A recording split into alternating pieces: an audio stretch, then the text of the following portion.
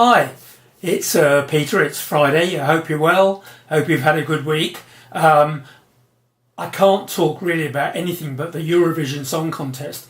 If you're watching from America, you haven't yet experienced the tacky awfulness and delightful mocking that goes on from our commentators here about this so-called singing competition. The music is dreadful, the showing is amazing, and by tradition the long-time presenter here in the UK, Terry Wogan, and more recently Graham Norton, they just mock.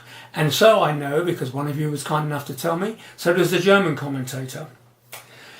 Now there's a long tradition of cross-dressing, isn't there, in entertainment. Mrs. Doubtfire, Some Like It Hot going way back, thank you for that memory as well. Danny LaRue here in the UK, Lily Savage, OBE, known as Paul O'Grady in real life. Dame Edna, of course, our Australian counterpart, the only person who's ever got me into a dress.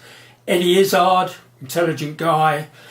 And most significantly, a potter here in the UK called Grayson Perry, who has an alter ego as a kind of a very girly look, very idiosyncratic. When he got his CBE, he went to the palace to get it, Prince Charles, and he dressed in a lovely blue satin dress with a big hat, and the palace, being asked beforehand, said that his dress was entirely appropriate.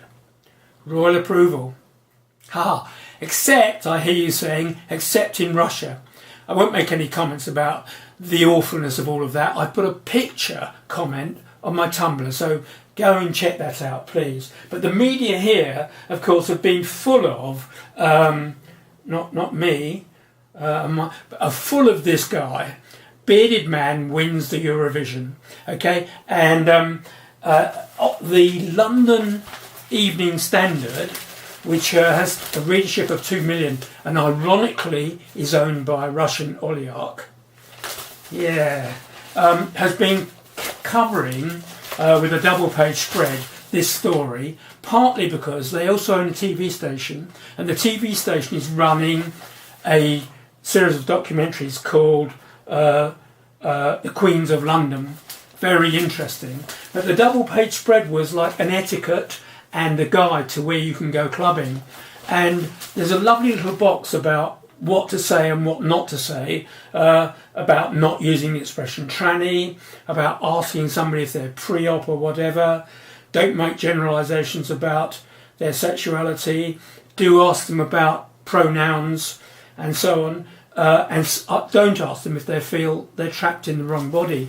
And I thought, hang on, they've misunderstood here. They've confused two things. There's an assumption that guys getting into drag, whether just for entertainment at home, whether professionally, because these guys do it for a living, somehow are either trans or thinking about being trans. Now, most of the drag artists I understand, they just like getting into a dress, or they do it professionally. They don't want to be a woman.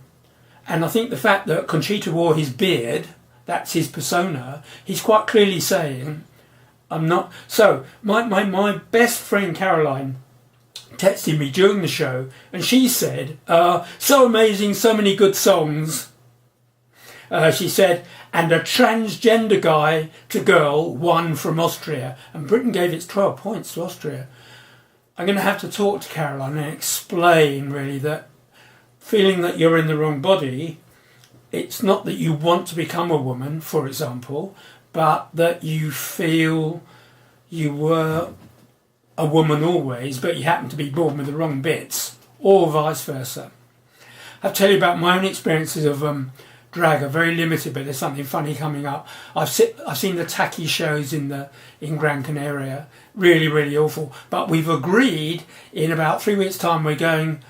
I think about 10 gay guys. Dave and I have no gay friends really, but we're going with 10 gay guys. We're going to a local garden centre that once a month puts on a drag show with music and whatever, and it should be fun. I'll let you know. Okay, so Weekend is nearly here. The sun is shining here in the UK. I hope it is for you too. Have a wonderful time.